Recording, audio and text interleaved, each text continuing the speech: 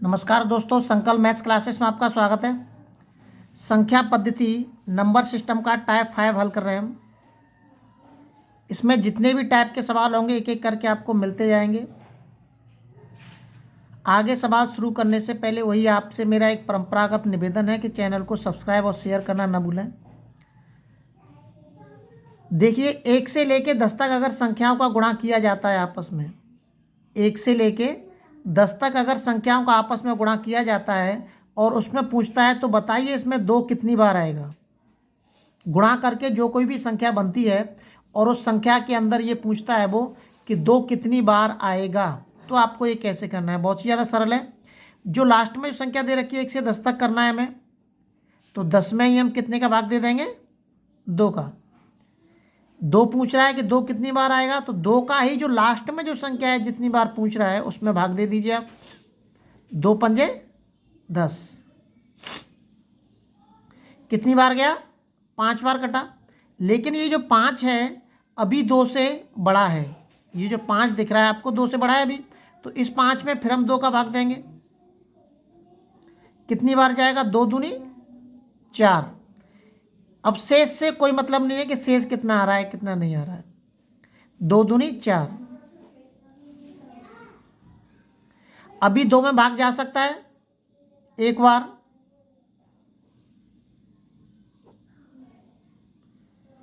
2 एकम 2, जोड़ दीजिए। अब इसमें 1 में भाग नहीं जाएगा हमारा, 5 और 2 7 और 1 8। तो कितनी बार आएगा, जो 2 है 1 से लेके 10 तक अगर गुणा करते हैं हम संख्याओं का, तो उसमें 2 का प्रयोग 8 बार होगा। अगला सवाल देखते हैं। इसमें देखिए, इसमें कह रहा है कि 1 से लेके 20 तक अगर संख्याओं का गुणा करते हैं तो उसमें शून्य कितनी बार आएगा। वो शून्य की बोले या 5 की बोले, दोनों का तरीका एक ही है। शून्य कितनी बार आएगा, तो संख्या कितनी दे रखी है हमारी 20। 20 में भाग देंगे हम कितने का, 5 का। अगर वो शून्य की कहता है जब भी हमें 5 का भाग देना है, और 5 की कहता है तो हम 5 का भाग देंगे ही देंगे, कोई परेशानी नहीं है उसमें। लेकिन ये ध्यान रखना है आपको कि अगर वो शून्य के लिए बोलता है कि शून्य कितनी बार आएगा, तो आपको लास्ट वाली संख्या में 5 से भाग देना है। और भाग हम कहाँ तक देते हैं, जहाँ तक वो कट ना जाए। 5 चौक 20, 4 बार गया। अब देखिए इसमें 4 में 5 का भाग तो जाएगा नहीं अब, क्योंकि 4 छोटा है। अगर इसमें भाग जा सकता था तो 4 में फिर से भाग दे सकते थे हम। तो शून्य कितनी बार आएगा, शून्य केवल 4 बार आएगा।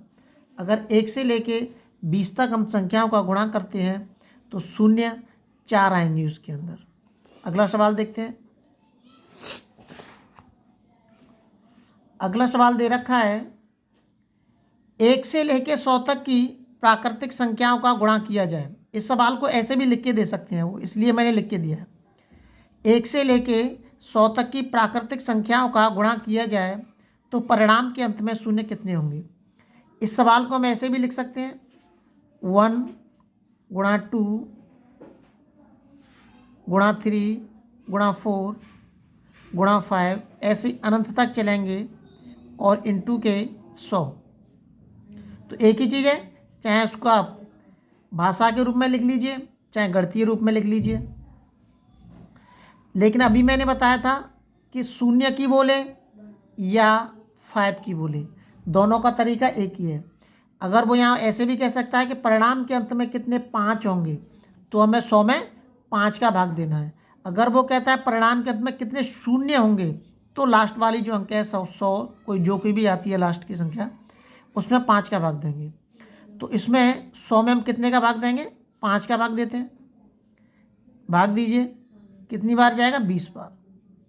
लेकिन अभी इस 20 में इस 5 का भाग जा सकता है, तो फिर से लिखेंगे इस 20 को, 5 चौक 20।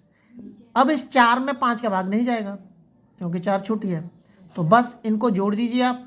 20 और 4 कितने आएंगे, 24। कितनी बार आएंगे शून्य, जो शून्य आएगी वो 24 बार आएगी। ये ध्यान रखना है, इसमें जब तक देते जाते हैं हम, जब तक ये संख्या यहाँ जो आने वाली संख्या है वो इस संख्या से छोटी ना हो जाए, जब तक भाग देते हैं हम। अब ये 4 छोटा है तो हम 5 का भाग नहीं देंगे उसमें। अगला सवाल देखते हैं।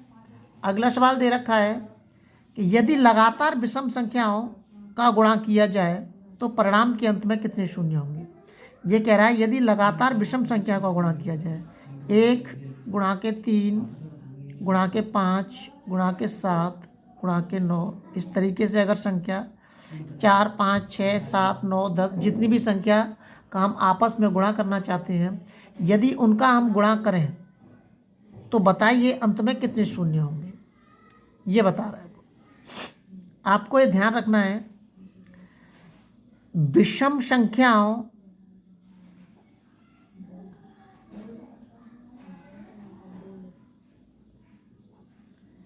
का आपस में गुणा करने पर शून्य